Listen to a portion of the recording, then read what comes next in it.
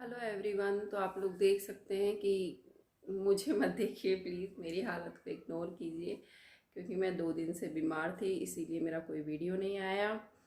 तो बस अब मैं आप लोगों को मेरा मॉर्निंग किचन जो रूटीन है वो दिखाने वाली हूँ। तो सुबह जैसा आप लोगों को पता ही है कि मेरे हस्बैंड स्कूल जाते हैं, तो मुझे उनका लंच और टिफ़िन बनाना होता है। और जैसे सब्ज़ी बन जाती है, आटा लग जाता है, और सवेरे जैसे अभी बजने वाला है, करीब 8:30 का टाइम हो रहा है सुबह का।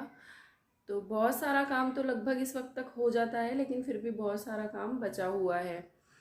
तो जैसे मशीन में कपड़े धुल चुके हैं, लेकिन उन्हें झकोल के सुखाना बाकी है। और जिस बाथरूम में मशीन रखी होती है वो वाली जगह क्लीन करनी होती है फ्रेंड्स। और किचन फैला हुआ है क्योंकि खाना सिर्फ लंच उन्हीं का बना है। अभी मैं, बच्चे, हम लोग वही जब खाना खाना होता है 11, 11:30, 12 बजे के करीब, तो मैं उस हिसाब से बना लेती हूँ, लेकिन सारा बन जाता है, ऑलमोस्ट काम ख़त्म हो जाता है। तो बस अब मैं आप लोगों के साथ अपना किचन जो मॉर्निंग में मैं एक बार क्लीन कर देती हूँ, और फिर जो थोड़ा सा बचता है रोटी वगैरह सेकने के बाद, वो फिर मैं उसके बाद ख़त्म कर देती हूँ सारा काम। तो बस अब जो आने वाले वीडियोस होंगे दोस्तों, वो आप लोगों के लिए बहुत इंटरेस्टिंग होंगे, क्योंकि मैं बहुत ही जल्द अपनी दिवाली क्लीनिंग और ऑर्गेनाइजेशन स्टार्ट करने वाली हूँ। वो मैं कल से कर सकती थी, लेकिन मेरी 2-3 दिन से बहुत तबीयत ख़राब थी, तो मैं 2-3 दिन से इसीलिए मेरा कोई वीडियो नहीं आया, मैंने कोई वीडियो नहीं अपलोड किया। और अब मैं जल्दी ही आने वाले सैटरडे संडे से अपनी ऑर्गेनाइजेशन और क्लीनिंग वीडियो स्टार्ट करूँगी, और वो आप लोग ज़रूर देखिएगा। वो आप लोगों के लिए दिवाली क्लीनिंग में बहुत हेल्पफुल होने वाली है। तो फ्रेंड्स, आप लोग बस इसी तरह मुझे सपोर्ट कीजिए, मेरे साथ बने रहिए, और प्लीज़ मेरे वीडियोज़ को लाइक कीजिए और उन्हें ज़रूर देखिए। और अगर आप लोगों को कुछ अच्छा लगता है या नहीं लगता है, तो प्लीज़ मुझे कमेंट बॉक्स में ये चीज़ कमेंट करके ज़रूर बताइए। तो जैसे मैंने आप लोगों को बताया कि ये पूरा किचन सुबह के वक्त ऐसे ही फैला होता है। मैंने अपनी पिछली वीडियोज़ में भी आप लोगों के साथ शेयर किया था कि मेरे यहाँ पानी एक दिन छोड़कर एक दिन आता है, और ये आरओ भी लगा हुआ है, लेकिन मैंने पिछले 6-7 महीने से आरओ का यूज़ ही नहीं किया है। क्योंकि पहले ये होता था कि महीने में एक बार या 20 दिन में एक बार आरओ की क्लीनिंग ज़रूरी हो जाती थी। और मेरे यहाँ इतना खारा और ऐसा पानी आता है, बहुत ज़्यादा लाइम वाटर आता है। तो आप लोग देखेंगे जब मैं दिवाली क्लीनिंग करूँगी कि मेरे जो ये नल के टैप हैं, बाथरूम पे टैप हैं, वो सब मैं किस तरह से साफ़ कर पाती हूँ, क्योंकि वो सब बड़ी मुश्किल हो जाती है। खारा पानी इन पे सब पे जम जाता है, तो बड़ी दिक्कत करता है ये साफ़ करने में। तो इसीलिए मैंने ये पानी इतना सारा, मैं करीब 48 घंटे चल जाए, इसलिए मैं इतना सारा पानी स्टोर करके रखती हूँ। और अब मेरा बिल्कुल मन नहीं है कि मैं अब इस आरओ को यूज़ करूँ, क्योंकि ये पिछले 8 साल से, 9 साल से मेरे घर में लगा हुआ है, जब से हम लोग यहाँ रहने आए हैं। तो अब मैं अगर यूज़ भी करूँगी तो नया आरओ लगवा लूँगी। तो आप लोग देख सकते हैं कि मेरे किचन स्लैब का क्या हाल हो रखा है। ये पानी का भगोना है, ये अभी पानी यूज़ आ चुका है, बचा हुआ मैं रख दूँगी। और आप लोग देखिए, ये सुबह सुबह की फैली हुई किचन है। सब्ज़ी बनी थी लेकिन कुकर में ही है, और ये सारा कुछ बस इस तरीके से फैला हुआ है। अब मैं इस किचन को सब पहले क्लीन करूँगी, क्योंकि अभी मुझे कपड़े भी झकोल के ऊपर सुखा के आने हैं, और झाड़ू मेरे सारे घर की लग चुकी है, सारे घर की डस्टिंग हो चुकी है, सब कुछ मैं समेट चुकी हूँ। बस अब केवल मुझे पोछा लगाना है और ये किचन क्लीन करनी है। उसके बाद जो थोड़ा बहुत काम है वो सारा कुछ करना है। तो बस अब आप लोग देखिए कि मैं किस तरह से अपनी किचन को समेटूंगी और इसे क्लीन करूँगी। तो अब मैं यहाँ से ये साफ़ सफाई शुरू करने ही वाली थी। वैसे ही मैंने देखा कि यहाँ नीचे ये आलू भी मुझे रखने थे, ये मैंने सुबह ही लिए थे। तो इस जगह पर मैं आटे का जो डब्बा होता है वो रखा होता है। एक मेरा ऑयल जो मैं खाना बनाने में काम में लेती हूँ, मोस्टली अलसी का तेल। तो फ्रेंड्स, अलसी का तेल यहाँ पर जैसे ऐसे नहीं मिलता कि पैक में या पाउच में, इस तरीके से नहीं है। यहाँ पर एक घानी है, मतलब जो बिल्कुल नेचुरल प्रोसेस से जिस तरीके से तेल बनाया जाता है, तो हम लोग वही तेल लेकर आते हैं। तो सरसों का और अलसी का तेल मैं इसी तरीके से मंगवाती हूँ। और यहाँ पर आप लोग देख सकते हैं कि ये आटे का डब्बा, और मैं यहाँ सिर्फ आलू प्याज और लहसुन स्टोर करके रखती हूँ। और ये जो टोकरियाँ रखी हुई हैं, इनमें मेरे किचन में काम आने वाले कपड़े रखे होते हैं। तो यहाँ पर हम लोग रोज़ सुबह शाम आटा छानते हैं, तो थोड़ा आटा बिखर ही जाता है। तो बस मैं यहाँ एक आध दिन में इस जगह की सफाई करती रहती हूँ। और अब आप लोग सोच रहे होंगे कि आटा इतने बड़े डब्बे में स्टोर करके रखना, तो मैं 15 से 20 किलो के बीच में आटा पिसवाती हूँ आटा चक्की से।